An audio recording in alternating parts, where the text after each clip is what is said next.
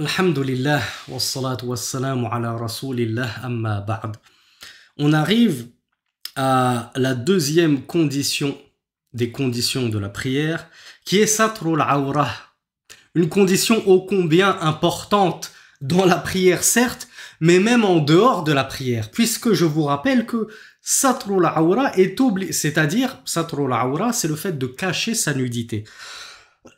Or, cacher sa nudité est obligatoire dans la prière, tout comme en dehors de la prière, lorsque je me trouve en présence de maharim ou de non-maharim ou même tout seul. Lorsque je suis tout seul, je dois également cacher ma nudité. Seulement, ma nudité, lorsque je suis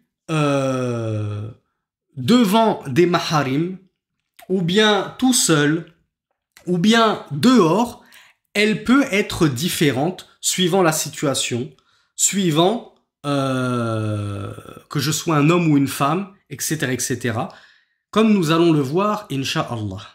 Donc, deuxième condition de la prière, satrul awra, il est obligatoire de cacher sa nudité avant d'entrer en prière. Celui qui entre en prière alors qu'il n'a pas caché sa nudité, et qui, volontairement, il le sait, c'est juste qu'il s'en moque éperdument, il refuse de faire attention, il n'a pas envie de se casser la tête, et met un voile à l'arrache où on voit la moitié de sa chevelure, ou met une abaya, parce que c'est l'été qui fait chaud, elle fait exprès de mettre une abaya qui lui arrive à la moitié du bras, ou bien elle va porter une abaya qui lui arrive à la moitié du mollet, on voit la seconde partie de son mollet et ses pieds, ta prière est invalide, parce que tu auras prié toute ta prière sans avoir rempli cette condition qui est satrul awra. Attention, je vais encore avoir des problèmes avec les féministes, il faut toujours donner un exemple aussi parmi les hommes pour ne pas se prendre une vague, toujours les femmes, les sœurs, vous tapez que sur les sœurs.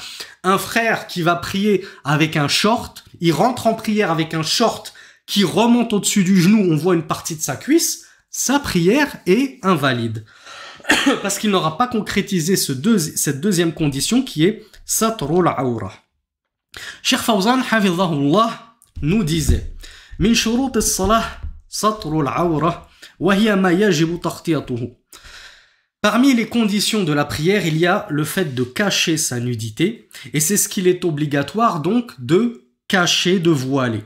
Wa yaqbuhu dhuhuruhu. Il est même laid de montrer sa awra wa yustahya minhu, et on devrait normalement en avoir honte de notre awra, de notre nudité, dans le sens, j'en ai pas honte personnellement, j'ai honte de la montrer aux gens, j'ai honte que les gens voient ma nudité. Moi je suis un père de famille, j'ai des enfants qui sont même pubères, des garçons, des filles, je devrais avoir honte d'être en short chez moi. Mes garçons et mes filles voient mes cuisses. Parce que mes cuisses, ça fait partie de la awra. Je vous l'ai dit tout à l'heure, oui, je suis pas en prière, mais on n'a jamais dit que cacher sa nudité, c'était obligatoire seulement en prière. Même en dehors de la prière, j'ai pas exhibé mes cuisses à autre que ma femme. C'est la seule qui a le droit de voir mes cuisses. Mes enfants, j'ai pas à leur montrer mes cuisses. Donc voilà pourquoi Cheikh Fawzan nous a dit, il est laid d'exhiber sa awra, on devrait en avoir honte d'exhiber notre awra. قال الله سبحانه وتعالى يا بني آدم خذوا زينتكم عند كل مسجد, comme dans Surat Al-A'raf, verset 31, أي عند كل صلاة. Cheikh Fawzan nous dit, Allah Azza wa Jal nous dit dans le Coran, ô enfants d'Adam, prenez votre parure lors de chaque mosquée. Qu'est-ce que ça veut dire prenez votre parure? Cheikh Fawzan hafidhahullah nous dit, c'est-à-dire lors de chaque prière. Oui, mais qu'est-ce que ça veut dire prenez votre parure lors de chaque prière? Cheikh Fawzan ne le dit pas ici, mais les savants du tafsir nous ont expliqué que ce qui est voulu par là, c'est couvrez votre awra. Prenez votre parure, c'est-à-dire prenez vos vêtements pour cacher votre nudité lorsque vous allez dans kulli masjid, dans chaque mosquée, c'est-à-dire en réalité dans chaque lieu de prosternation, c'est-à-dire lorsque vous accomplissez chacune de vos prières, prenez vos vêtements pour couvrir votre awra. Donc ça, c'est un verset péremptoire sur la question. cacher sa nudité n'est pas une option, c'est une condition de la prière.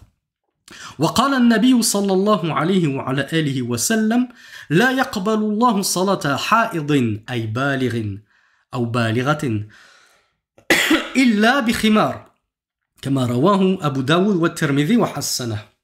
Et Cheikh Fawzan nous dit que le prophète sallallahu alayhi wa alihi wa sallam a dit Allah n'accepte pas la prière d'une femme ha'id, et ce qui est voulu par là, c'est-à-dire d'une femme qui est pubère.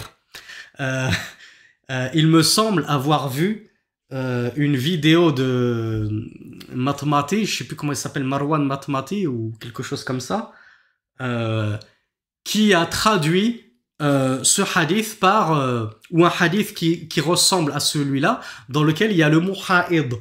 Et lui, il l'a compris comme il n'a pas étudié justement. Hein, il a des livres derrière lui pour décorer. Il ne les lit pas, il n'étudie pas. Et les savants, il n'en a pas besoin apparemment. Il comprend tout seul. Donc pour lui, ha'id, je crois qu'il parlait de ce qui coupe la prière. Il a dit il y a 3 choses qui coupent la prière, le chien, l'âne et al-ha'id, la femme indisposée. Et il disait, ça veut dire quoi? Ça veut dire que si la femme, elle est pas indisposée, comment on sait que la femme, elle est indisposée? On va aller la voir après la prière pour lui dire, tu m'es passé devant, mais est-ce que t'es indisposé ou t'es pas indisposé? Et il nous disait, ce mathématique, ou bien c'est la femme qui doit venir te voir et te dire, tu sais que je suis en état d'indisposition, donc ta prière, elle est bâtée là, elle est caduque. Pourquoi? Parce qu'il a tellement peu étudié qu'il ne sait pas que ha'id, ici, ce qui est voulu, c'est pas femme indisposée, c'est femme pubère. Il suffisait qu'il lise juste Al-Mulakhas al-Fiqhi, un tout petit livre de fiqh, il aurait déjà su ça. Ça, c'était une petite parenthèse pour vous dire, méfiez-vous de ces imposteurs qui n'ont pas étudié, mais qui se permettent pourtant de faire des cours à gogo et de diffuser leur ignorance à outrance.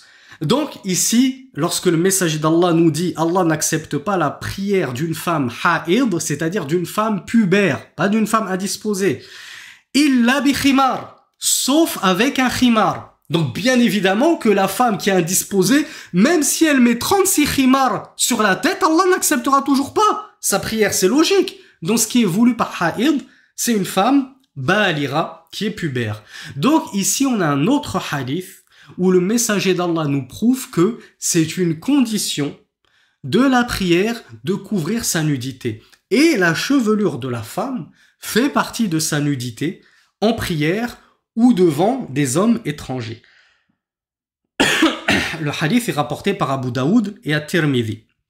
Il est Hassan. قال ابن عبد البر رحمة الله عليه أجمعوا على فساد صلاة من ترك ثوبه وهو قادر على الاستتار به وصلى عريانا فلا خلاف في وجوب ستر العورة في الصلاة وبحضرة الناس. Alors je m'arrête là parce que c'est une longue citation, je vais la lire petit à petit. L'imam Ibn Abd al-Barr rahmatullahi alayhi a dit Ajma'u, c'est-à-dire les savants sont unanimes sur la corruption de la prière, c'est-à-dire l'invalidité de la prière, de celui qui va délaisser les vêtements, c'est-à-dire qui va délaisser le fait de cacher sa nudité, alors qu'il est capable de se couvrir avec. Donc c'est ce que je vous disais, il y a une femme, elle a un jilbab, mais elle n'a pas envie de se casser la tête, il fait chaud, je vais plutôt mettre un petit voile léger qui m'arrive à la moitié des cheveux, qui m'arrive à la moitié du bras, une petite abaya d'été qui m'arrive à la moitié de la jambe, je me casse pas la tête. Cette femme, elle a des vêtements amples qui peuvent couvrir toute sa nudité, mais elle ne le fait pas. Elle ne veut pas les utiliser. Eh bien, l'imam Ibn Abd al-Barr nous dit, les savants sont unanimes, consensus, ijma', que ta prière, elle est batila, elle est caduque. Parce que tu avais la possibilité de couvrir ta nudité avec des vêtements suffisamment amples pour couvrir toute ta nudité, mais tu ne l'as pas fait. Et donc, elle a prié dénudée. Cette femme-là, si elle omet une petite partie de ça, quand on dit une petite partie, on n'est pas là au millimètre près, mais comme je vous l'ai dit, la moitié du bras, la moitié de la jambe, la moitié des cheveux, Si la femme, elle omet volontairement de couvrir une petite partie, on dit qu'elle est dévêtue. Elle a prié dévêtue. On ne peut pas dire qu'elle a prié vêtue. À partir du moment où elle n'est pas totalement vêtue, elle est dévêtue. فلا خلاف في وجوب ستر العورة في الصلاة وبحضرة الناس. Il nous a dit qu'il n'y a aucune divergence sur le fait qu'il est obligatoire de cacher sa nudité en prière et en présence des gens. Comme je vous l'ai dit, même si je suis en présence uniquement de mes enfants, je ne peux pas leur exhiber ma nudité.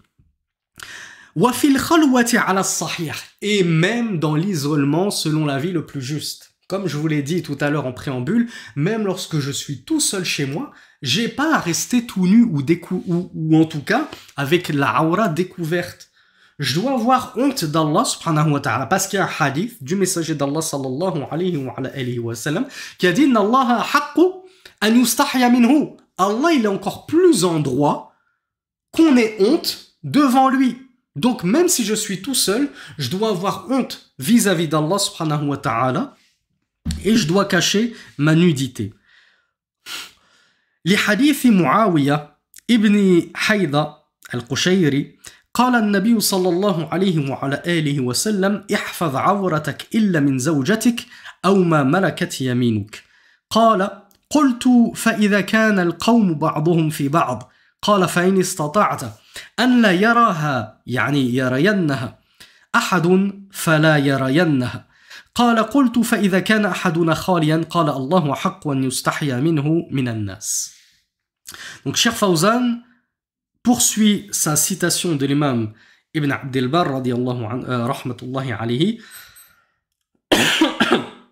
qui a dit que le messager d'Allah sallallahu alayhi wa sallam a dit, comme dans un hadith rapporté par Muawiyah ibn Haïda, il a dit préserve ta nudité sauf de ton épouse ou de ce que ta main droite possède. Ce que ta main droite possède, c'était une expression pour dire tes esclaves, et notamment tes esclaves femelles. C'est-à-dire que devant tes esclaves femelles, tu peux découvrir ta aura. Pourquoi? Pour avoir un rapport avec elles. Devant tes épouses, tu peux découvrir bien évidemment ta aura pour avoir un rapport avec elles. Si tu ne comptes pas avoir de rapport avec elles, il t'est commandé de ne pas découvrir inutilement ta aura. Tu vas me dire, oui, mais Rasulullah, il a dit, j'ai le droit de découvrir ma aura, j'ai pas le droit de découvrir ma aura, je dois préserver ma nudité, sauf devant ma femme et mes épouses. Ben là, je suis devant ma femme. Toute la journée, c'est dimanche, les enfants, ils sont chez leurs grands-parents, je peux rester tout nu avec ma femme à la maison toute la journée. Ben oui, Rasulullah, il a dit, je dois préserver ma aura, ma nudité, sauf devant ma femme. Ouais, ouais. Ce qui est voulu par là, c'est lorsque tu veux avoir des rapports avec ta femme, lorsque tu veux jouer avec ta femme. Mais si c'est pour manger un repas à table, tu vas manger tout nu avec ta femme à table. Quelle est la faïda? Quel est le bénéfice là-dedans? Donc, préserve ta nudité, sauf avec ta femme, avec tes esclaves femelles, lorsque tu comptes avoir un rapport avec elles. Donc, ce sahabi a dit au messager d'Allah, j'ai dit, et si les gens sont les uns en présence des autres? Alors le messager d'Allah lui a répondu, si tu peux faire en sorte qu'ils ne voient pas ta nudité, alors qu'ils ne la voient pas. C'est-à-dire, cache ta nudité de tes enfants, de tes parents, de tes maharim, essaye de cacher ta nudité autant que faire se peut. Il lui a dit, et si l'un d'entre nous se trouve seul? Alors le messager d'Allah sallallahu alayhi wa sallam lui a répondu, Allah est plus en droit que tu aies honte de lui plutôt que des gens. C'est-à-dire, si tu dois avoir honte d'exhiber ta nudité aux gens, Allah il est plus en droit que tu aies honte de lui exhiber ta nudité. Azza wa Jal. Le hadith il est rapporté par Abu Daoud ainsi que d'autres que lui.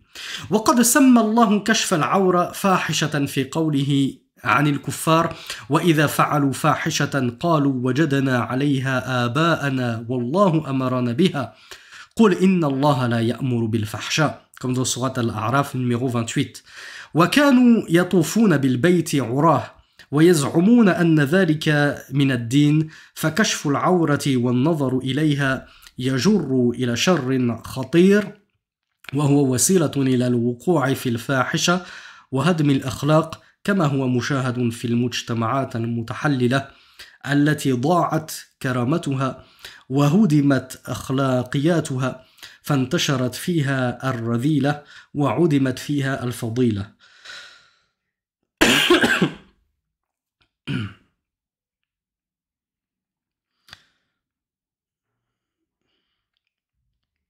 Donc je pense que les propos de l'imam Ibn Abd al-Barr étaient finis. Donc là, ça doit être très certainement les propos de Cheikh Fawzan, hafidhahullah, parce qu'il y a comment on appelle ça, des guillemets qui manquent à la fin des propos de l'imam Ibn Abd al-Barr. Donc Cheikh Fawzan, hafidhahullah, dit: et Allah a nommé le fait de se dénuder, c'est-à-dire d'exhiber sa aura, sa nudité, fahisha. Fahisha dans la langue arabe, ça veut dire une immondice, une chose laide, une chose, oui, une immondice, une perversité, une décadence. Il l'a donc nommé décadence au sujet des kuffars dans sa parole, où il dit: lorsqu'ils commettent une fahisha, ils disent, c'est-à-dire les kuffars, lorsqu'ils commettent une fahisha, une décadence, une immondice, et ce qui était voulu par là, nous dit Cheikh Fawzan, nous apprend Cheikh Fawzan, c'est lorsqu'ils faisaient le tawaf, la circumambulation autour de la Kaaba, tout nu. Il faut le savoir que les Arabes, à l'époque du messager d'Allah sallallahu alayhi wa sallam, faisaient le tawaf autour de la Kaaba tout nu. Et qu'est-ce qu'ils disaient? Comme nous le dit Allah dans le Coran, lorsqu'ils faisaient cette fahisha, cette immondice, ils disaient: nous avons trouvé nos pères dessus. C'est-à-dire nos ancêtres pratiquaient ce rite de faire le tawaf autour de la Kaaba tout nu. Et Allah nous l'a ordonné. Ils prétendaient que c'était Allah qui leur avait ordonné cela. Dit: certes, Allah n'ordonne pas al-fahsha. Allah n'ordonne pas la turpitude. Allah n'ordonne certainement pas les immondices. Donc, Surat Al-A'raf, verset numéro 28. Donc, Cheikh Fawzan commente et il nous dit: ils avaient l'habitude de faire le tawaf autour de la maison, c'est-à-dire à la Kaaba, tout nus, les kuffars. Et ils prétendaient en plus que ceci faisait partie de la religion, puisqu'ils prétendaient que c'était Allah qui leur avait ordonné cela. فَكَشْفُ الْعَوْرَةِ وَالنَّظَرُ إِلَيْهَا يَجُرُّ إِلَى شَرٍّ خَطِيرٍ. Le fait de découvrir sa aura et de regarder la nudité des autres. Cheikh Fawzan nous dit: cela va amener un grand mal et un grand danger. Et c'est le meilleur moyen de tomber dans al-fahisha. C'est le meilleur moyen de tomber dans la débauche. Ben, évidemment, regardez regardez les discothèques. Pourquoi est-ce qu'il y a autant de débauche dans les discothèques? Parce que les gens dansent, et notamment les filles, à moitié nues. Elles en montrent plus qu'elles n'en cachent. Donc forcément que ça ouvre l'appétit des mal en rut. Et que forcément qu'après, elles se font violer, et qu'il y a des débordements, et qu'il y a des choses pas possibles, et des scènes abominables, et de la fornication en veux-tu en voilà. Donc Cheikh Fawzan a tout à fait raison lorsqu'il nous dit que le fait d'exhiber sa nudité, ça amène à de grands dangers. Et c'est vrai qu'il y a beaucoup de femmes qui ne supportent pas qu'on dise: arrêtez d'exhiber votre parure, arrêtez de vous exhiber, arrêtez de montrer vos atours, vous allez récolter des problèmes. Et on ne dit pas: c'est bien fait pour elles, elles l'ont bien cherché, etc., etc. Mais on vous dit: attention, vous allez récolter des problèmes. C'est pas la peine de nous dire: ouais, c'est les hommes qui doivent baisser le regard, vous avez qu'à éduquer les hommes de votre société, nous on est libres, on s'habille comme on veut. Écoutez, faites ce que vous voulez. Vous voulez pas écouter les conseils des sages, faites ce que vous voulez. Mais les faits sont là. Une femme qui sort le soir à moitié nue, elle a plus de chances de se faire agresser qu'une sœur qui va sortir en djilbab. Alhamdulillah. Donc Cheikh Fawzan nous dit: cette débauche, le fait d'exhiber sa nudité, le fait de regarder la nudité des autres, ça va aboutir à un mal. Toi, le fait de regarder la nudité des femmes, ça va t'ouvrir l'appétit. Et tu vas avoir envie de passer à l'acte. Immanquablement. Je vais pas dire c'est génétique, mais c'est humain. C'est humain. C'est pas pour rien qu'Allah nous commande de baisser le regard pour ne pas avoir à tomber dans cet interdit, pour ne pas donner, pour ne pas conduire à cet interdit. C'est pour ça que Cheikh Fawzan nous dit c'est un wasila. Le fait de regarder la nudité des gens et le fait que les gens exhibent leur aura, leur nudité, c'est un moyen qui va conduire à la débauche et à la décadence. Et à la destruction des bonnes mœurs. Et il nous dit comme cela est visible dans les sociétés libertines qui ont perdu leur honneur, qui ont perdu leur valeur et dans lesquelles s'est développée et répandue la turpitude et dans lesquelles les bonnes mœurs sont complètement disparues. Comme a raison Cheikh Fawzan Hafidhahullah. De toute façon, on va pas se mentir. Comparer la situation en Europe et comparer la situation en Afrique musulmane. Je dis Afrique musulmane parce qu'il y a une partie de l'Afrique qui n'est pas musulmane. Comparer la situation en Europe et comparer la situation au Moyen-Orient. Dans quel continent il y a le plus de viols? Dans quel continent il y a le plus de fornication? Dans quel continent il y a le plus d'adultère? C'est certainement pas en Arabie Saoudite, aux Émirats Arabes Unis, au Qatar, au Koweït, en Algérie, au Maroc. Non. C'est principalement aux États-Unis, en Chine, en France. C'est même plus des viols, c'est carrément de la pédophilie qu'on a en France. Donc, c'est même pas comparable. Donc, Cheikh Fawzan a tout à fait raison.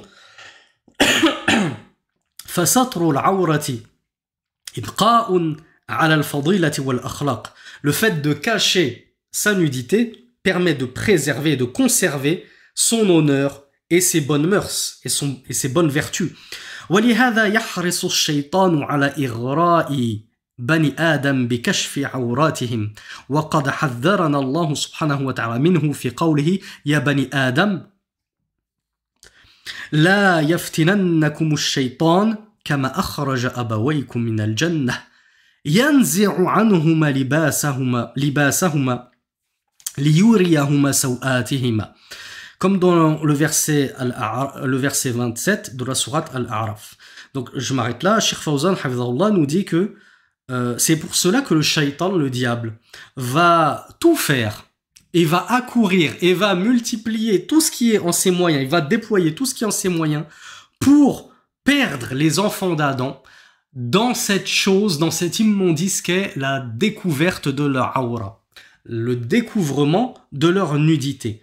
Et il nous dit comme Allah subhanahu wa ta'ala nous a pourtant mis en garde dans le verset 27 de la sourate Al-A'raf, lorsqu'Allah nous dit « Ô enfants d'Adam, que le diable ne vous trompe pas. Comme il a fait sortir vos deux parents du paradis, il a ôté d'eux leurs vêtements afin de leur montrer leur nudité. » Qu'est-ce qu'il veut dire ce verset? C'est quoi l'histoire de ce verset? Et la plupart d'entre vous, vous connaissez cette histoire. C'est que Shaitan, la'natullahi alayhi, au paradis, il a enjoint, il a insufflé à force à force d'insufflation, il a réussi à persuader Adam et Ève de manger du fruit défendu, qu'Allah leur avait défendu. Allah leur avait dit, vous pouvez manger à votre guise partout au paradis, sauf de cet arbre, je vous l'interdis. Donc au début, ils n'y ont pas touché. Mais Shaitan, à force d'insistance, a réussi à leur faire consommer de ce fruit. Lorsqu'ils ont consommé du fruit qu'Allah leur avait défendu, qu'est-ce qu'il s'est passé? Ils se sont retrouvés nus. Leurs vêtements ont disparu. Donc c'est ça qu'Allah Azza wa Jal nous dit, ô enfants d'Adam, que le diable ne ruse pas contre vous, qu'il ne vous endoctrine pas, comme il a fait sortir vos parents du paradis, c'est-à-dire comme il les a endoctrinés bien avant vous, qu'il leur a fait manger du fruit défendu, qu'il leur a donc par ce fait perdre leurs vêtements, leurs parures, et qu'ils se sont retrouvés nus, et qu'ils ont, comme le dit dans un autre verset Allah, qu'ils ont commencé à chercher des feuilles du paradis pour couvrir leur nudité. Est-ce qu'ils n'avaient pas l'habitude justement d'être tout nus au paradis? Donc, Allah Azza wa Jal nous montre que le diable, il a rusé contre eux et il a eu raison d'eux et il leur a fait perdre leur nudité. Donc on en comprend que le fait de perdre sa nudité, il leur a fait perdre leur parure. Donc on en comprend que le fait de perdre sa parure et de se retrouver nu comme ça devant tout le monde, ce n'est pas une fadila, ce n'est pas un honneur, c'est pas quelque chose de beau. Mais d'ailleurs, nos parents, Adam et Ève, la première chose qu'ils ont faite, c'est tout de suite de chercher à se couvrir, même avec des feuilles du paradis. Eux-mêmes, ils avaient cette fitra, ils avaient cette saine nature d'avoir honte de se retrouver nus devant les gens. Maintenant, c'est carrément, si on n'a pas honte, d'être trop habillé. Maintenant, on a honte de porter le niqab. Dites la vérité, les sœurs. Vous avez honte, pour la plupart d'entre vous, de porter le niqab. Vous n'assumez pas, vous avez honte du regard des autres. On a honte de porter le djilbab. J'assume pas. Je porte juste un petit voile fourmi. J'assume pas de porter le djilbab. On a honte, nous, les frères, de nous couvrir décemment. Maintenant, on est tous en short. On est tous... Il y a même des hommes en croc-top. C'est une catastrophe. Maintenant, on a les plages naturistes. Les gens n'ont plus honte d'exhiber leur nudité. Et Cheikh Fawzan nous dit, et ceci, le fait de ne même plus avoir honte d'exhiber sa nudité, et de ne pas avoir honte de cacher cette nudité, eh ben cela n'est que les fruits des insufflations du diable qui a eu raison de nous. Si le diable a réussi à triompher de notre aïza et de notre karama, de notre bonne pudeur et de notre honneur, au point qu'il nous ait enlevé cette bonne mœurs de notre cœur et qu'on n'a même plus honte maintenant de montrer notre aura à tout le monde, ben c'est que le diable, il a réussi à triompher de nous, comme il avait triomphé jadis de nos parents Adam et Ève. فكشف العورة مكيدة شيطانية قد وقع فيها كثير من المجتمعات البشرية اليوم. Cheikh Fawzan nous dit donc le découvrement de la nudité, c'est une ruse du diable, c'est une ruse satanique dans laquelle est tombé un grand nombre de sociétés aujourd'hui.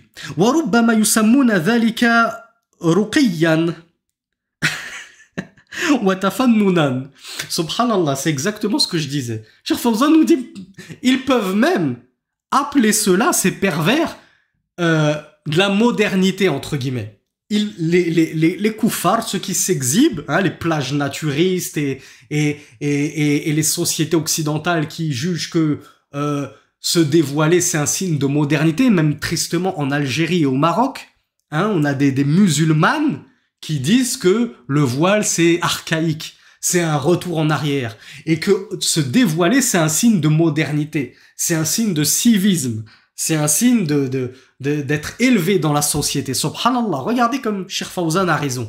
Le diable a réussi à leur inverser les valeurs, et à leur faire croire que se dévoiler, et que découvrir sa nudité, c'était un signe d'élévation de ton statut social dans la société. فَتَكَوَّنَتْ نَوَادِيَ الْعُرَةِ. Cheikh Fawzan nous dit, et alors, à cause de cela, on a maintenant des clubs libertins, des clubs libertins, où on se met tout nu, et on se mélange les uns aux autres tout nus. Certains, même au bled, même dans des pays islamiques, continuent à aller au hammam tout nus. Je vous renvoie au cours sur Al-Hammam dans la série sur les bons comportements. Il est interdit d'aller au hammam tout nu, même avec ta fille, même avec ta mère, même avec ton oncle, etc. Tu ne vas pas au hammam, tu ne te découvres pas devant tes maharim au hammam. Maintenant, on a des clubs échangistes, des clubs libertins, comme je le disais, des plages naturistes, pas des villes, mais des villes naturistes, quoi, des petits quartiers dans des villes où les gens ont le droit d'être tout nus. Il va acheter sa baguette à la boulangerie tout nu. Il fait du vélo tout nu. Il va au marché tout nu. Des villes naturistes, c'est incroyable. Je peux vous dire que la première fois que j'ai vu ça quand j'étais petit, dans le sud de la France, quand je partais en vacances, j'en suis encore traumatisé de voir comme ça tout un tas de gens tout nus.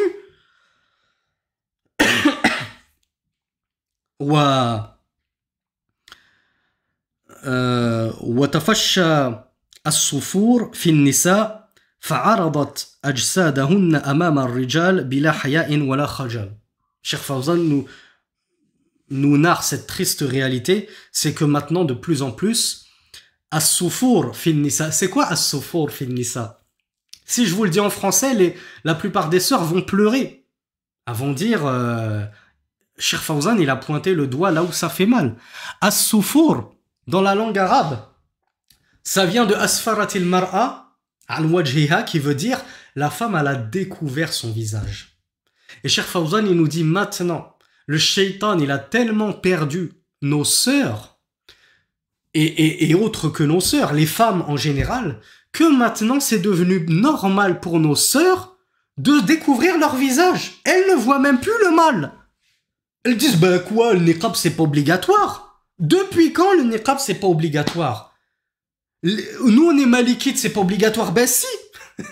Ben justement, c'est obligatoire, même dans ton madhab. Vous allez me dire, oui, toi tu nous fais du mulakhas al-fiqhi. Nous on n'est pas hanbali, on est malikite. Mais on t'écoute juste parce que on a personne d'autre à écouter pour faire du fiqh selon la sunna, sans trop de bid'a, etc. Et ben même dans ton madhab, on te le rappelle, ourti. En présence de kuffar, tu es obligé de te voiler le visage. Et c'est la référence de ton madhab, c'est ad-Dusuqi. Hashiatou ad-Dusuqi.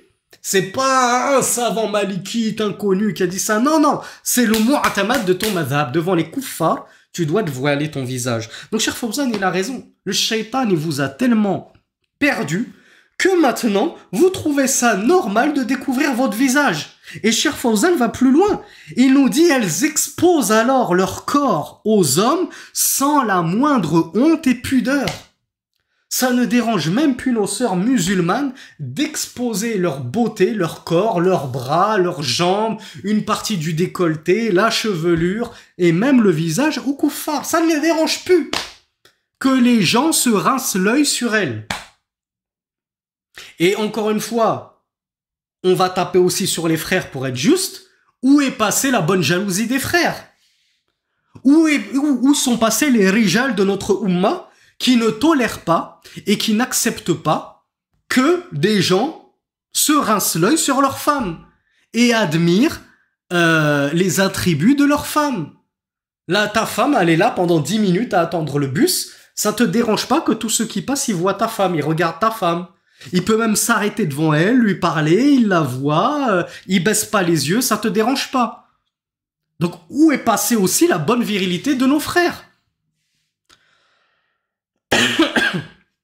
Cheikh Fawzan nous dit, ayyuha al-muslim, innahu yajibu satru al-awrati bima la yasifu basharataha. قال تعالى يا بني آدم قد أنزلنا عليكم لباسا يواري سوآتكم.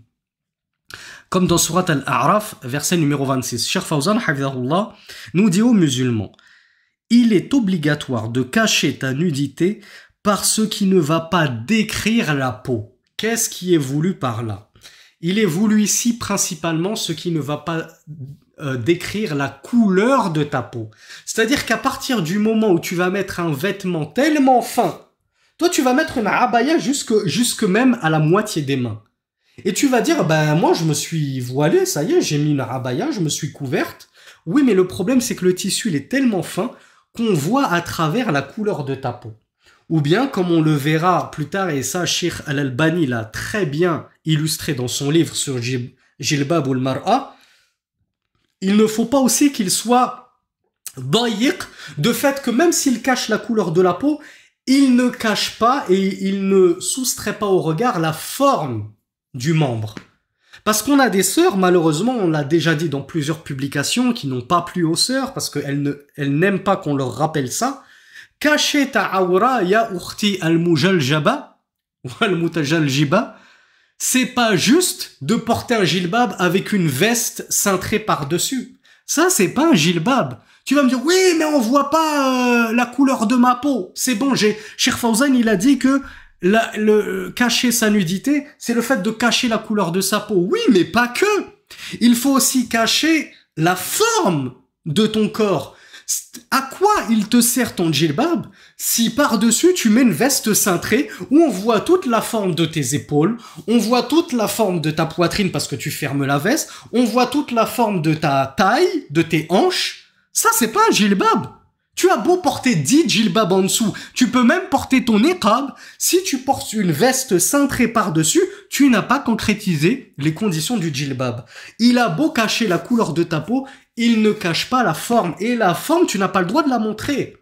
Si tu portes des vêtements moulants, je te dis, toi, Ourti, porte une combinaison de plongée. Elle est opaque, une combinaison toute noire, bien opaque. Est-ce que tu as le droit de sortir comme ça dans la rue? Tu vas tout de suite me dire non, ça va pas. On voit toutes mes jambes, on voit tout mon postérieur. Eh bien, pourquoi est-ce que tu fais une différence entre tes jambes et tes bras et tes épaules? Est-ce que Allah il t'a dit attention, tes jambes on doit pas en voir la forme, mais tes bras et tes épaules c'est pas grave si on voit la forme. Allah il n'a pas fait de distinction. Il t'a dit tu caches ta nudité. Et cacher sa nudité c'est cacher non seulement la couleur, mais aussi la forme de sa nudité. Et Allah n'a pas fait de distinction entre une partie et une autre. Soit tu caches ta nudité correctement, entièrement, soit tu n'as pas caché ta nudité correctement, entièrement. Donc pourquoi penser que tu ne peux pas sortir dehors en combinaison de plongée et penser que tu peux sortir dehors en demi-jilbab avec une veste cintrée par-dessus? Ça, je suis désolé, c'est un manque de logique. Mais je suis persuadé aussi qu'on a une grande partie de nos sœurs qui ont un bon fond et qui sont sincères et qui n'ont juste pas eu le rappel. Et qui, si elles entendent ces propos-là, méditeront et se diront « Ah oui, il a raison ». Et il a raison, le frère, en fait, c'est pas logique ce qu'on fait. C'est pas logique de penser comme si et au final, on fait le contraire. Donc maintenant, on va arrêter de mouler certaines parties de notre corps alors qu'on est censé ne pas les exhiber. Parce que ne pas exhiber ces parties-là, c'est pas juste cacher la couleur, c'est aussi cacher la forme. Je vais aller plus loin. Je vais pas vous imposer ce madhab-là, même si moi je me l'imposerais volontiers à ma femme et à mes filles.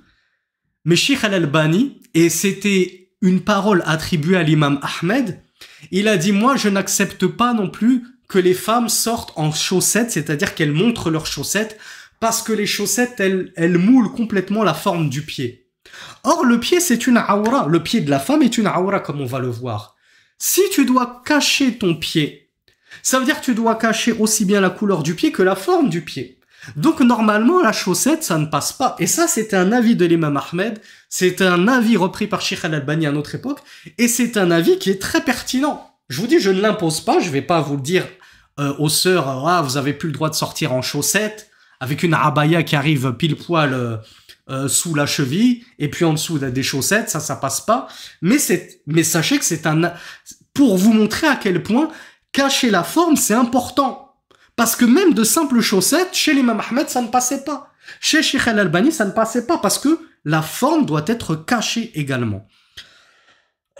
Donc, vous allez me dire, oui, il y a des sœurs qui vont dire, ouais, ben comment on fait? Ben comment on fait? Tu portes une abaya qui descend complètement sous tes pieds et qui cache tes pieds. Comme l'avait dit le messager d'Allah sallallahu alayhi wa sallam à son épouse. Il lui a dit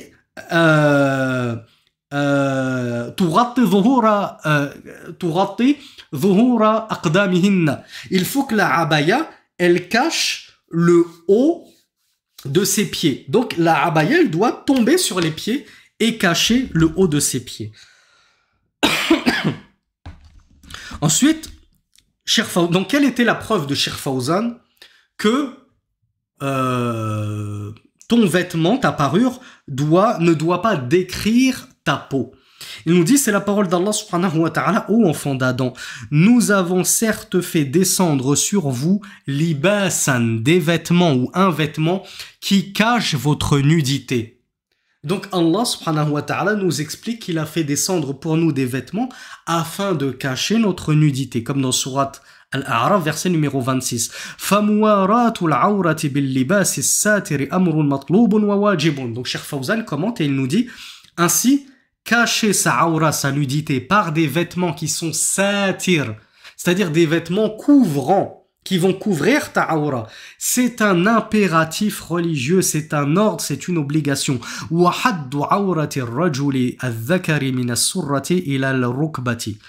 Et maintenant, il va s'atteler à la limite de la aura. On a vu qu'il est obligatoire de cacher la aura. Cheikh Fawzan ne l'a pas trop détaillé, mais moi je l'ai détaillé parce que c'était important. Il y a beaucoup de sœurs qui ne le savent pas et de frères qui ne le savent pas.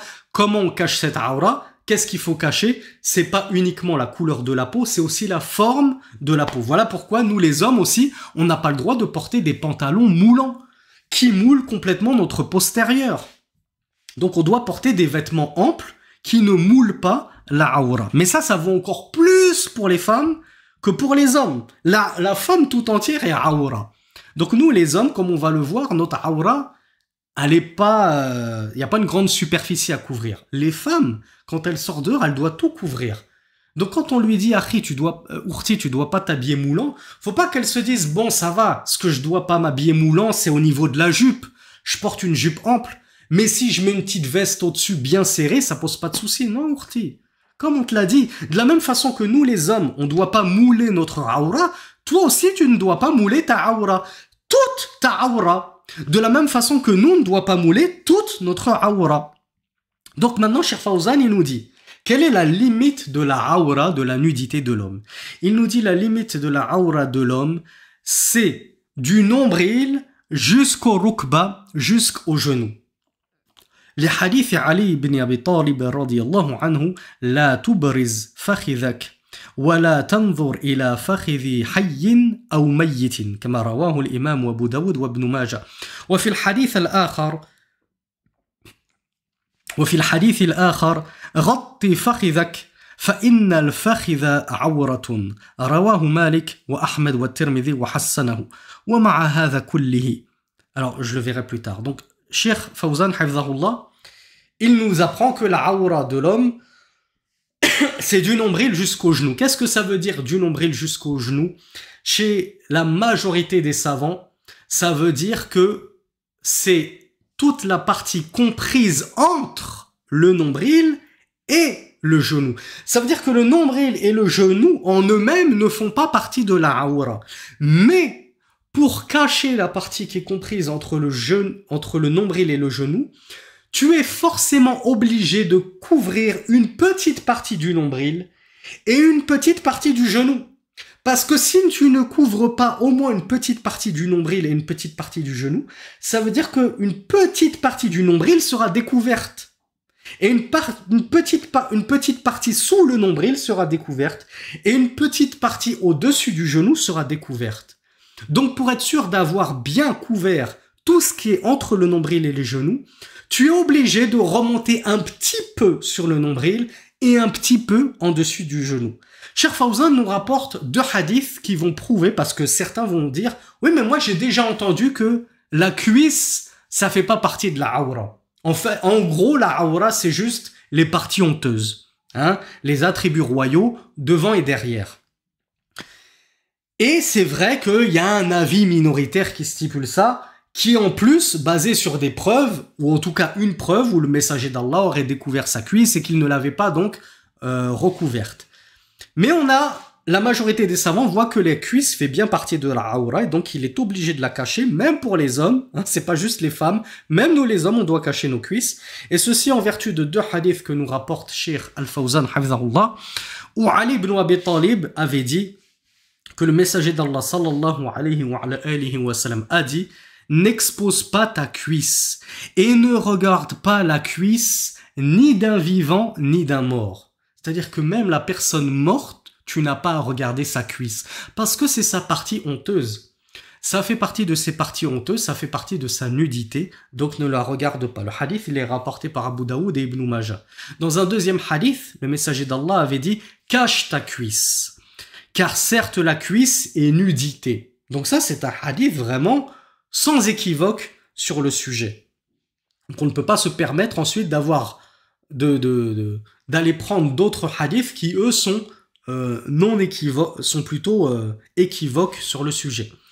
Et ce deuxième hadith, il est rapporté par l'imam Malik et l'imam Ahmed et At-Tirmidhi. Donc Cheikh Fawzan nous dit « Wa ma'a hadha kullihi »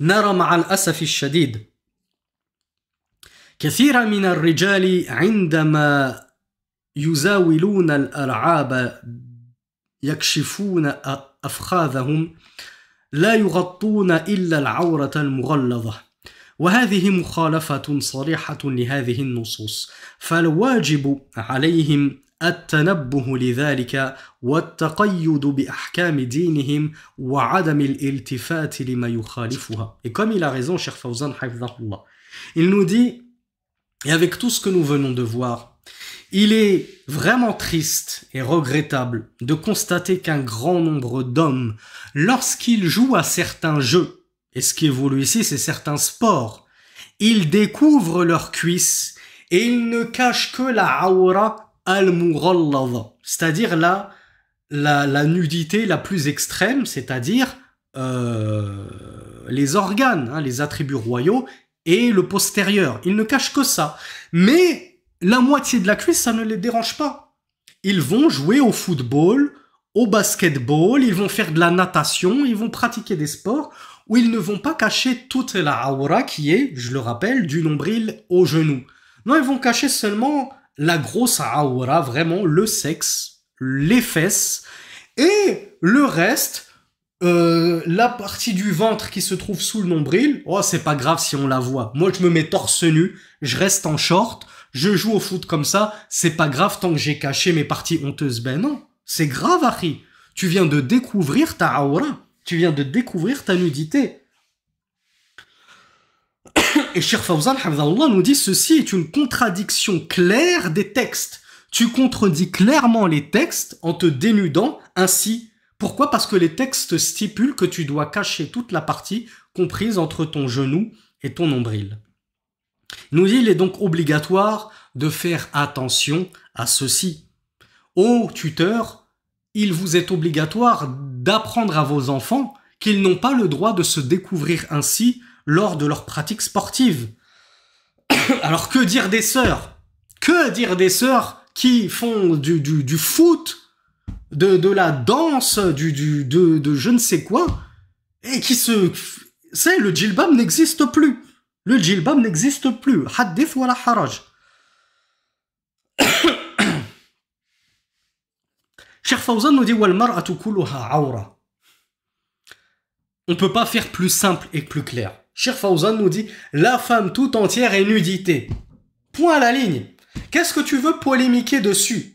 La femme tout entière est nudité. Donc lorsqu'elle sort, qu'elle se cache complètement, qu'elle ne laisse rien apparaître de sa parure. Et le visage fait partie de la parure. قال النبي صلى الله عليه وعلى آله وسلم المرأة عورة صححه الترمذي. Le prophète sallallahu alayhi wa alayhi wa sallam a dit la femme est nudité. Hadith authentifié par l'imam at-Tirmidhi rahmatullahi alayhi. ولحديث أم سلمة قالت أتصلي المرأة في درع وخمار وليست عليها إزار. Umm Salama l'avait demandé au prophète sallallahu alayhi wa sallam, est-ce que la femme prie dans une dira? Une dira, c'est une abaya. Hein, c'est ce qu'on appelle aujourd'hui une abaya. Est-ce que la femme prie dans une robe ainsi que dans un khimar? Le khimar, c'était le voile qui couvrait la tête, sans avoir de izar. Le izar, c'est un petit peu l'équivalent du grand djilbab, hein, que tu vas ramener au-dessus de ton khimar et au-dessus de ta abaya. Parce que vous le savez peut-être, la meilleure façon pour une femme de prier, comme l'a rapporté, comme l'expliquait Aïcha, c'est de prier dans 3 vêtements. Une dir, un khimar, un jilbab. La femme met une abaya. La abaya, il n'y a aucun souci, on peut la porter sur les épaules. Ensuite, elle met un khimar. Le khimar, il n'y a aucun souci, on peut l'entourer. On voit toute la forme des épaules et tout, c'est pas grave. Parce que par-dessus, elle met un jilbab. Et le djilbab, lui, il va tomber sur la tête et donc il va tout couvrir. Il va couvrir ensuite la forme de la tête. Il va couvrir la forme des épaules. Il va couvrir la forme de la poitrine et tout ça. Ça, c'est la meilleure façon pour la femme de prier.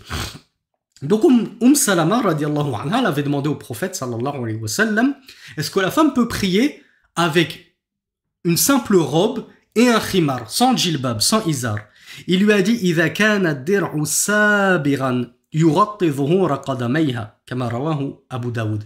Il a dit oui, si la robe elle est suffisamment ample afin de recouvrir le dessus de ses pieds. Donc comme vous le voyez, ça en plus c'est un hadith sans équivoque qui prouve que les pieds de la femme sont awra en prière. Alors que dire en dehors de la prière? Ils sont encore 10 fois plus awra en dehors de la prière devant des étrangers. Si même dans la prière, le messager d'Allah lui a dit oui, qu'elle prie avec son khimar et son dir et sa abaya sans mettre de jilbab par-dessus, mais il faut que la abaya elle soit ample et qu'elle couvre ses pieds. Le hadith il est rapporté par Abu Daoud. ولأبي داود والترمذي وابن ماجه من حديث عائشة رضي الله عنها قالت لا يقبل الله قال رسول الله صلى الله عليه وعلى آله وسلم لا يقبل الله صلاة حائض إلا بخمار. Donc ce hadith on l'a vu tout à l'heure, le messager d'Allah avait dit qu'Allah n'accepte pas la prière d'une femme pubère sans khimar. Donc ça c'est une preuve que la femme en prière elle doit cacher aussi bien ses pieds qu'elle doit cacher sa tête. قال الترمذي والعمل عليه عند أهل العلم أن المرأة إذا أدركت فصلت وشيء من عورتها مكشوف لا تجوز صلاتها. L'imam at-Tirmidhi nous dit que les savants, les gens de science sont d'accord sur le fait que la femme, lorsqu'elle prie et qu'une partie de sa nudité est découverte, alors sa prière ne lui est pas autorisée. La tajuzu salatuha. Elle n'a pas le droit de faire une telle prière, d'entrer en prière dans une telle condition vestimentaire. C'est-à-dire qu'une partie de sa aura est découverte. Donc, elle est dans l'obligation de couvrir entièrement sa aura pour entrer en prière. هذه الأحاديث مع قوله تبارك وتعالى ولا يبدين زينتهن إلا ما ظهر منها وليضربن بخمرهن على جيوبهن ولا يبدين زينتهن إلا لبعولتهن الآية وقوله يا أيها النبي قل لأزواجك وبناتك ونساء المؤمنين يدنين عليهن من جلابيبهن وقوله تعالى وإذا سألتموهن متاعا فاسألوهن من وراء حجاب ذلكم أطهر لقلوبكم وقلوبهن كما في سورة الأحزاب verset 53. Donc Cheikh Fawzan nous dit il y a aussi 3 versets qui viennent compléter tout cela. C'est la parole d'Allah subhanahu wa ta'ala qui a dit et qu'elles n'exhibent pas leur parure, leur beauté, sauf ce qui en apparaît. C'est-à-dire que les femmes n'exhibent pas leurs atours, sauf ce qui en apparaît. Et qu'elles rabattent leur khumur. Le khumur, c'est le pluriel de khimar. Donc le khimar, on l'a vu, c'est le voile qui couvre la tête. Il a dit qu'elles rabattent leur khumur sur leur encolure. Al-juyub, c'est l'encolure, l'échancrure. Donc, il y a des savants qui ont dit rabattre son khimar sur l'encolure, ça veut dire cacher son visage. Il y en a d'autres qui ont dit non, ça veut juste dire bien l'entourer et le rabattre sur la poitrine. وَلَا يُبْدِينَ زِينَتَهُنَّ إِلَّا لِبُعُولَتِهِنَّ et qu'elles n'exhibent leur beauté qu'à leur mari. Donc une femme n'a pas le droit d'exhiber sa beauté, d'exhiber sa parure, فَضْلًا عَنْ عَوْرَتِهَا et a fortiori sa nudité à un autre qu'à son mari. Allahumma illa al-maharim. Sauf les maharim pour lesquels elle a le droit d'exhiber une partie de sa parure, mais pas sa nudité. Il y a donc ça c'est le verset numéro 31 de Surat An-Nur. Allah Azza wa Jal ici, c'est un verset qui nous dit que les femmes doivent donc se voiler, puisqu'elles doivent rabattre leur grand voile soit sur leur visage et leur encolure, soit à minima, selon une interprétation du verset, au moins sur l'encolure. Donc, on a déjà la présence de ce khimar dans ce verset. Hein, pour nos amis islamophobes ou musulmans anti-voile qui osent nous dire le voile il n'est pas prescrit dans le Coran. Nulle part dans le Coran il y a écrit que les femmes doivent se voiler. C'est quoi le khumur? C'est un plat portugais? C'est quoi au juste? C'est quoi ton tafsir de ce verset? Si il y a le khumur, tu l'interprètes autrement que par voile. Le deuxième verset, c'était « Ô prophète, dis à tes épouses ainsi qu'à tes filles, ainsi qu'aux femmes des croyants. » Donc, c'est un ordre qui s'adresse pas uniquement aux épouses du prophète, comme on l'entend souvent. Ah oui, le jilbab, c'était juste pour les femmes du prophète. Le niqab, c'est juste pour les femmes du prophète. dans ce verset, Allah il nous dit au messager, au prophète, dis à tes épouses, oui, à tes filles, d'accord, mais dis aussi aux femmes des croyants. Donc toutes les musulmanes sont concernées par ce verset-là. Yudnina alayhinna min jalabibihinna. Ah, il est là le jilbab dans le Coran. Et nous on est là à polémiquer, oui le voile il n'est pas obligatoire dans le Coran.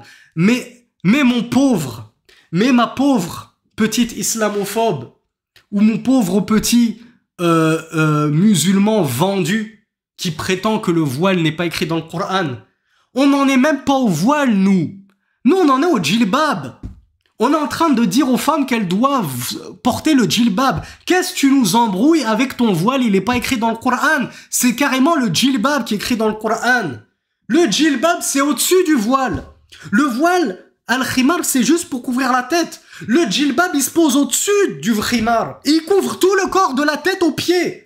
Qu'est-ce que tu nous parles de khimar qui n'est pas dans le Coran? Tu l'as lu en quelle langue le Coran? Tu l'as lu en quel sens? Donc Allah Azza wa Jal nous dit bien dans ce deuxième verset au prophète, dis à tes épouses, à tes filles, aux femmes des croyants de rabattre sur elles leur djilbab.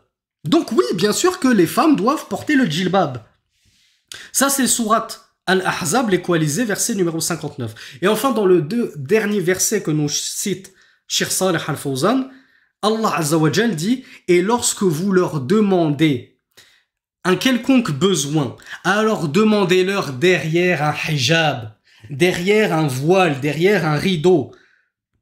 Ceci est plus pur pour vos cœurs et pour leur cœur. » Alors oui, ici, effectivement, il s'agissait des épouses du messager d'Allah sallallahu alayhi wa sallam, et Allah avait enjoint les compagnons, lorsqu'ils avaient une affaire à demander aux épouses du prophète sallallahu alayhi wa sallam, de leur demander de derrière un voile. Ils n'avaient pas à regarder les épouses du messager d'Allah. Donc les épouses du messager d'Allah, c'était ça le fameux verset du voile. Elles, c'était pas juste un petit khimar. C'était pas juste un djilbab. Les épouses du messager d'Allah, elles étaient invisibles. C'était une cape d'invisibilité. C'était ce qu'on appelle un sitar. Il y en a qui appellent ça le sitar. C'est-à-dire, c'est pas un niqab où on voit les yeux, c'est vraiment un voile opaque. On ne voit plus rien. Et ça, si ce verset s'adresse bien évidemment uniquement aux épouses du messager d'Allah, sallallahu alayhi wa sallam, n'empêche que nous les hommes, notre modèle qu'on doit imiter, c'était le messager d'Allah, c'est le messager d'Allah sallallahu alayhi wa sallam. Et bien de la même façon, les femmes des musulmans, les musulmanes, les croyantes, leur modèle, c'est les épouses du messager d'Allah sallallahu alayhi wa sallam. Donc, elles devraient chercher à se rapprocher de ce modèle de piété qu'étaient les épouses du messager d'Allah sallallahu alayhi wa sallam, et donc s'empresser de porter le khimar, premier verset, mais pas que, aussi le djilbab, deuxième verset, pour aboutir ensuite au summum de la piété qui est as-sitar, le rideau où on ne voit plus rien d'elle. Même leurs yeux, on ne les voit plus. Elle découvre un œil ou deux lorsqu'elle a besoin de voir le chemin, de faire des choses. Sinon, dès qu'elle est en présence d'hommes, hop, je rabats tout, je n'exhibe rien. وقول عائشة رضي الله عنها كنا مع النبي صلى الله عليه وعلى آله وسلم محرمات فإذا مر بنا الرجال سدلت إحدانا خمارها على وجهها فإذا جاوزونا كشفناه. Et on a un hadith qui est rapporté par Abu Daoud et Ibn Majah où Aïcha radiallahu anha nous dit nous étions en compagnie du messager d'Allah pendant le pèlerinage. Nous étions donc muhrimat. On était donc en état d'ihram. Qu'est-ce que la femme n'a pas le droit de faire, et notamment de porter lorsqu'elle est en état d'ihram? Elle n'a pas le droit de porter le niqab et les gants. Oui, le messager d'Allah a interdit aux femmes en état d'ihram, en état de sacralisation pèlerinage, de porter le niqab et les gants, certes. Alors qu'est-ce qu'elles faisaient, les épouses du messager d'Allah? Aïcha dit nous étions en état d'ihram avec le messager d'Allah. Et donc, elles avaient le visage découvert. Mais elle dit, mais c'est-à-dire lorsqu'elles étaient seules, lorsqu'elles n'étaient pas en présence d'hommes, elles avaient le visage découvert, elles ne portaient pas les gants. Lorsque des cavaliers passaient devant nous, c'est-à-dire lorsque des hommes étrangers passaient devant nous, l'une d'entre nous baissait son djilbab sur son visage jusqu'à ce qu'ils nous aient passé, jusqu'à ce qu'ils aient passé leur chemin, alors on découvrait notre visage. Donc ça, c'est une preuve que même en période de pèlerinage où la femme n'a pas le droit de porter le niqab, Aïcha et les épouses du messager d'Allah, et pas que, les compagnonnes, puisque Aïcha ici, elle parle d'elle et de ses amis parmi les femmes des compagnons. Donc c'était pas juste les femmes du messager d'Allah, même les femmes des compagnons avaient l'habitude de se couvrir le visage lorsqu'elles étaient en présence d'étrangers. Donc en plein état de sacralisation, en plein pèlerinage, elles avaient le visage apparent, mais lorsque des hommes leur passaient devant, tout de suite, elles rabattaient leur grand voile sur leur visage pour cacher leur visage. Et elles ne découvraient leur visage que lorsque ces hommes étaient partis. Regardez la pureté de ces femmes, regardez la piété de ces femmes, regardez la chasteté de ces femmes. Maintenant, qui d'entre nos femmes, lorsqu'un homme passe, au moins, à minima, elle tourne sa tête pour qu'il ne la regarde pas? Qui d'entre nos femmes rabat son voile sur son visage pour ne pas exhiber sa parure? Très très peu, malheureusement. Très très peu. Donc on espère que ces cours-là motiveront nos sœurs à se mettre enfin au niqab, à franchir le pas et à cacher leur visage. Pourquoi je dis et à cacher leur visage? Parce qu'on a beaucoup de sœurs qui jouent sur les mots et qui se trouvent des excuses. Et ça, je suis désolé, c'est malhonnête. Soit c'est vraiment malhonnête, soit vraiment vous êtes sincère, mais ce serait bien de réfléchir un peu plus. On a des sœurs qui objectent, oui, mais nous en France, on n'a pas le droit au niqab, c'est interdit. Mais ourti, c'est pas parce que vous n'avez pas le droit de porter le niqab que ça veut dire que vous n'avez pas le droit de vous voiler, de voiler votre visage et de cacher votre visage. Oui, le niqab, il est interdit, mais qui est interdit de porter un masque sanitaire? On l'a déjà expliqué dans plusieurs cours. Ça fait maintenant, je crois, 5 ans ou 6 ans qu'on le préconise aux sœurs. On n'a pas attendu le Covid il y a 2 ans ou 3 ans. Ça fait 6 ans à peu près qu'on dit aux sœurs, portez le masque chirurgical. Vous pouvez pas porter le niqab? Cachez quand même votre visage. Portez un masque chirurgical, portez un masque sanitaire. Vous pouvez porter des lunettes de soleil en plus? Faites-le, ne vous en privez pas. Le combo total. Lunettes de soleil, masque chirurgical. On ne verra plus votre visage et vous vous serez acquitté du satrul awra. Vous vous serez acquitté d'avoir caché votre visage. Personne ne pourra venir chicane contre vous. Ah oui, mais tu portes pas un niqab. Ah oui, mais ça c'est pas un niqab. Ah oui, mais ça c'est pas un niqab saoudien. Il y a pas 3 couches. Et alors? El Mouhim, c'est que tu caches ton visage, ourti. Donc c'est pour ça que je vous dis, il y a des sœurs malhonnêtes parce qu'elles font semblant, oui mais c'est interdit, juste pour se trouver de bonnes excuses et pour esquiver le niqab. Et il y en a, c'est pas de la malhonnêteté, c'est juste qu'elles ont pas réfléchi. Elles ont pas essayé de réfléchir à d'autres solutions. Comme on dit, dans la vie, il y a des gens qui trouvent des solutions, ou qui se trouvent des solutions, et il y en a qui se trouvent des excuses, tout simplement. Il faut pas se voiler la face. Il y en a, c'est plus facile de se trouver des excuses que de se trouver des solutions. Maintenant, moi, j'ai donné la solution à nos sœurs. Elles ne pourront plus dire « Ah, on ne savait pas. Ah, jamais personne nous avait fait penser à ça. Ah oui, c'est pas normal que les prédicateurs, ils en parlent jamais. Ils nous donnent pas de route de secours, ils nous disent que le niqab, il est obligatoire, et ils nous laissent comme ça en plan, alors qu'ils savent très bien que le niqab, c'est interdit en France. Comment on fait, nous? Maintenant, vous savez comment faire. Vous pourrez plus dire « On ne savait pas. » Et comme je le disais, vous pouvez même en hiver mettre une écharpe. En hiver, vous mettez votre khimar, vous mettez un bonnet, ce que vous voulez, et vous mettez une énorme écharpe. Les koufars le font. Regardez en Suède, en Finlande et même dans le nord de la France, je vais pas parler du sud, je sais pas comment ça se passe, dans le nord de la France, combien de femmes n'ai-je pas vu avec des écharpes qui remontent jusque sous les yeux. Tellement il fait froid, elles se mettent jusque sous les yeux avec leur gros bonnet, on voit plus rien. Ça fait effet niqab, on voit plus rien. Qu'est-ce qui vous empêche de faire pareil? Donc Cheikh Fawzan, hafizahullah, nous dit هذه النصوص وما جاء بمعناها من الكتاب والسنة وهي كثيرة شهيرة تدل على أن المرأة كلها عورة أمام الرجال الأجانب. Donc Cheikh Fawzan, hafizahullah, nous dit, ces textes-là, et du Coran et de la Sunna, et ils sont très nombreux, ils sont célèbres, indiquent que toute la femme est nudité. Al-awratu, al-mar'atu awra. Toute la femme est nudité devant les hommes étrangers, pas en prière. Donc en prière, oui, comme on l'a vu, la femme peut prier dans un khimar et une abaya seulement, même sans djilbab. À partir du moment où elle cache bien ses pieds, comme on l'a vu, qu'elle cache bien donc tous ses bras, comme on l'a vu. Hein, alors, cher Fawzan, bon, on va le voir, je vais pas spoiler.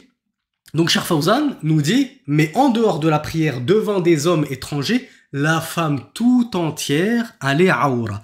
La yajuzu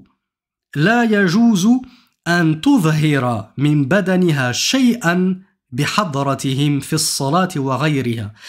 ne lui est pas autorisé à la femme d'exhiber quoi que ce soit de son corps en leur présence, c'est-à-dire en la présence de ces hommes étrangers, qu'elle soit en prière ou en dehors de la prière. En prière, t'as un homme étranger devant toi, t'as pas le droit de prier sans niqab, sans gants. Même si t'as pas de gants, tu laisses traîner ton djilbab sur tes mains. Tu dois pas lui exhiber tes mains. Et ça, c'est encore plus valable dehors. Là, c'est pas que t'as un homme étranger devant toi, t'en as des dizaines, des centaines, des milliers d'hommes tout autour de toi. Tu n'as pas à leur exhiber quoi que ce soit de ta beauté. Ni tes mains, ni ton visage, ni tes pieds, ni la forme de tes bras, ni la forme de tes jambes, ni la forme de tes épaules. Tu dois être un fantôme devant eux. Cheikh Fawzan, hafidhahullah, nous dit أما إذا صلت في مكان خال من الرجال الأجانب فإنها تكشف وجهها في الصلاة فهو ليس بعورة في الصلاة لكنه عورة عند الرجال غير المحارم فلا يجوز نظرهم إليه. Cheikh Fawzan nous dit, mais si cette femme elle prie dans un endroit isolé des hommes étrangers, c'est-à-dire qu'il n'y a pas d'hommes étrangers, peut y avoir son oncle, peut y avoir son fils, son frère, peut y avoir son mari, ou elle peut être toute seule, il n'y a que des femmes. Alors dans ce cas-là, elle n'est pas tenue de cacher son visage en prière. Là, elle peut prier en exhibant son visage, et Cheikh Fawzan ne le dit pas, mais aussi ses mains. Par contre, dans le madhab de l'imam Ahmed, la femme doit cacher ses mains. Je le dis parce que voilà, il y a des frères qui suivent cette playlist parce qu'ils veulent étudier en même temps avec moi le fiqh hanbali. Donc je leur dis, voilà, sachez que dans le fiqh hanbali, la femme, elle doit cacher ses mains en prière, même si elle prie toute seule. En fait, ses mains, c'est une aura dans la prière, même si elle prie toute seule. Ça, c'est le fiqh hanbali, et ça fait partie des mufradat de l'imam Ahmed. C'est-à-dire, ça fait partie des avis isolés de l'imam Ahmed. Hein, je sais pas si c'est le seul imam au monde à avoir dit ça, mais en tout cas, dans les 4 écoles, c'est le seul. Et la majorité écrasante des savants, l'écrasante, mais ultra écrasante majorité, voit que la femme peut découvrir ses mains et son visage en prière, si il n'y a pas d'homme étranger autour d'elle. Donc Cheikh Fawzan nous dit, elle peut découvrir son visage en prière s'il n'y a pas d'homme étranger, car cela n'est pas une nudité dans la salat, dans la prière. Mais le visage, il ne devient nudité que en présence d'hommes étrangers. Donc c'est ça que nos chères sœurs doivent comprendre. Ourti, oui, ton visage, c'est pas une aura. On te dit pas de vivre avec un voile sur le visage et de mourir étouffé avec, non. On te dit juste adapte ton voile en fonction de la situation. Tu es en prière, simple voile. Tu es en présence d'hommes étrangers, tu rajoutes le niqab. C'est-à-dire que ton visage, tu le couvres uniquement devant les hommes étrangers. Dès que l'homme étranger il part, enlève ton niqab. Si tu es dans un parc seul, il n'y a pas d'homme autour, on ne t'oblige pas à porter ton niqab, tu peux te mettre à l'aise, enlève ton niqab, respire. Tu es avec des sœurs dans un goûter, fais-toi plaisir. Et fais comme Aïcha, radiyallahu anha. Dès que tu vois au loin des hommes commencer à venir, tu rabats ton niqab. Donc ton niqab, il est décapotable, on te le greffe pas sur le visage. Ne pense pas qu'on est là à t'oppresser, niqab, niqab, niqab. Non, on te dit juste adapte-toi en fonction du milieu dans lequel tu te trouves. Tu te trouves dans un milieu libre d'hommes, mets-toi à l'aise. Dès qu'il y a des hommes, rabats ton voile sur ton visage, comme le faisait Aïcha, ainsi que les femmes des compagnons du messager d'Allah, sallallahu alayhi wa sallam. Cheikh Fawzan, donc là on a pointé du doigt les femmes, il pointe du doigt les hommes et il leur dit La yajuzu navaru ilayha, ou plutôt ilayhi, yani ila wajhi al-mar'a. Cheikh Fawzan nous dit et il n'est pas autorisé de le regarder, c'est-à-dire de regarder le visage de la femme. Oui, la femme elle est obligée de cacher son visage en présence d'hommes. Mais imagine, admettons, la femme elle se croit seule. Elle est avec ses copines, elle est comme ça, elle s'est mise à l'aise et tout. Admettons que voilà, elle est chez elle. Elle est chez elle, les femmes sont chez toi. D'accord? Ta femme, elle a invité des copines à la maison. Elles se mettent à l'aise, elles enlèvent leur niqab et tout. Et toi, tu vas regarder par le trou de la serrure pour aller les regarder sans leur niqab, pour voir à quoi elles ressemblent, les copines de ta femme. T'as pas le droit de faire ça. Elle sera pas en tort. Parce que voilà, elle peut pas non plus deviner que t'es tellement détraqué du ciboulot que tu vas aller les espionner. Rasulullah sallallahu alayhi wa sallam, il avait failli crever l'œil de quelqu'un qui avait espionné par la serrure. Il a dit c'est interdit de faire ça, d'espionner par les serrures. Allah il nous dit wala tajassasu, et ne vous espionnez pas comme ça. Donc on n'a pas le droit d'espionner. Les sœurs elles se mettent à l'aise, elles se disent bon ton mari il est allé dans une pièce, nous on est dans le salon tranquille, on peut se mettre à l'aise. Elles ne sont pas blâmables et fautifs d'avoir enlevé leur niqab. C'est toi qui es blâmable et fautif d'essayer de regarder comme ça. Donc Cheikh Fawzan nous dit la yajuzu navaru ilayhi. Il ne t'est pas permis, de la même façon que la femme, il ne lui est pas permis de t'exhiber son visage si tu lui es étranger, de la même façon toi tu n'as pas le droit de regarder son visage. Même, et d'ailleurs on va plus loin, même si elle te l'exhibe, que la femme elle manque de pudeur, elle manque de chasteté, elle manque de courage, ce que vous voulez, elle veut pas porter le niqab. Voilà, elle exhibe son visage dans la rue, ça la dérange pas que tout le monde la regarde, c'est pas une raison pour la regarder toi Harry. Toi tu dois quand même baisser le regard, tu dois pas la regarder cette sœur. Elle prendra ses péchés, c'est elle qui prendra ses péchés d'exhiber sa parure devant tout le monde. Mais toi, ne te prends pas des péchés bêtement. Toi, obéis à Allah. Elle ne veut pas obéir à Allah. Toi, obéis à Allah. C'est pas parce qu'elle pêche que tu dois pécher avec elle. C'est pas parce qu'elle transgresse que tu dois transgresser avec elle. Laisse-la. Elle rendra des comptes à Allah, subhanahu wa ta'ala, pour ne pas avoir caché sa parure et son visage devant des hommes étrangers. Et toi, essaie de ne pas rendre de compte à Allah en ne regardant pas sa parure. Cheikh Fawzan, hafidhahullah, nous dit « Wa innahu lamina al-mu'sif » المحزن ما وصل إليه كثير من نساء العصر المسلمات من تهتك وتساهل في الستر وتسابق إلى إبراز مفاتهن واتخاذ اللباس الذي لا يستر تقليدا لنساء الكافرات والمرتدين فلا حول ولا قوة إلا بالله العلي العظيم إن الله تعالى قد أمر بقدر زائد على ستر العورة في الصلاة وهو أخذ الزينة فقال تعالى يا بني آدم خذوا زينتكم عند كل مسجد فأمر بأخذ الزينة لا بستر العورة فقط مما يدل على أن المسلم ينبغي له أن يلبس أحسن ثيابه وأجملها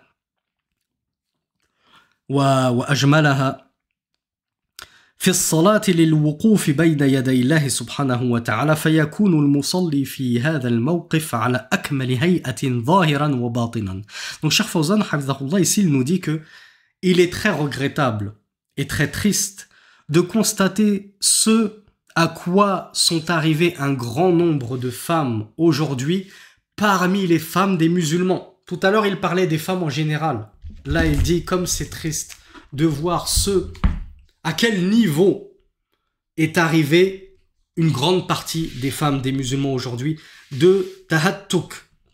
Tahattuk, c'est le fait de briser ce voile, justement, d'ôter ce voile, de se dévoiler, alors qu'Allah leur a prescrit le voile. Wa tasahulin fi sitr. Le fait at-tasahul, c'est le laxisme dans as-sitr. dans le fait de se voiler et de se couvrir. Elle concourt même, elle se concurrence même dans qui exhibera le plus sa parure.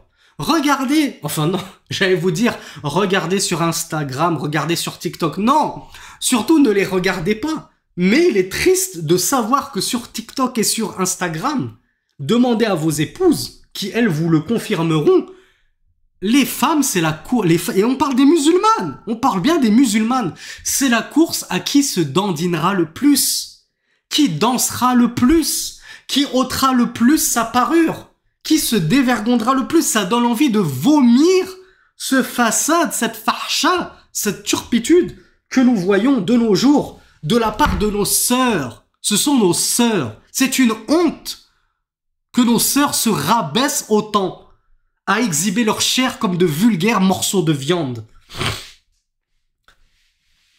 Donc Cheikh Fawzan nous dit, c'est triste de regretter à quel point elles se dénudent, à quel point elles s'exhibent, à quel point elles adoptent des vêtements de moins en moins couvrants, de moins en moins couvrant la aura. Au début, c'était des vêtements transparents, après c'est des vêtements de plus en plus courts, après c'est des, comme l'a dit le messager d'Allah sallallahu alayhi wa sallam, kasiyat ariyat. Elles sont nues et dévêtues en même, elles sont nues et habillées en même temps. Elles sont habillées et en même temps elles sont déshabillées. Leurs habits sont tellement transparents qu'elles sont nues et habillées en même temps. Leurs habits sont tellement moulants, les leggings. Qui aurait cru? Mais moi, jamais quand j'étais petit, j'aurais cru que dans 20 ans, les femmes sortiraient en leggings. Pour moi, un legging, moi j'en ai porté des leggings. À mon époque, ça s'appelait des collants. Entre guillemets, hein, pour vous illustrer. Les collants, on les mettait sous nos pantalons. Quand il faisait froid en hiver à Paris, nos mamans nous mettaient des collants. Qui aurait cru qu'un jour, ces collants, ça deviendrait des vêtements extérieurs et non plus intérieurs qu'on mettait sous les pantalons? Non, maintenant, on sort, les femmes sortent en collants. Tu vois tout. Tu vois tout. Elles sont nues et habillées à la fois. Et je parle bien des musulmanes. Les kafirats, on s'en fiche. C'est leur problème. Ça nous regarde pas. Nous, ce qui nous regarde, c'est nos sœurs. C'est nos mères, c'est nos tantes, c'est nos filles. C'est nos nièces. Comment ça se fait qu'elles en sont arrivées là, à imiter les kafirats, qui n'ont aucune pudeur, c'est dévergondé, et qui en arrivent à s'habiller comme ça? Et Cheikh Fawzan nous dit, elles font cela par imitation des femmes occidentales, des femmes de l'Occident, des femmes apostats. Wala hawla wala quwwata illa billah. Ensuite,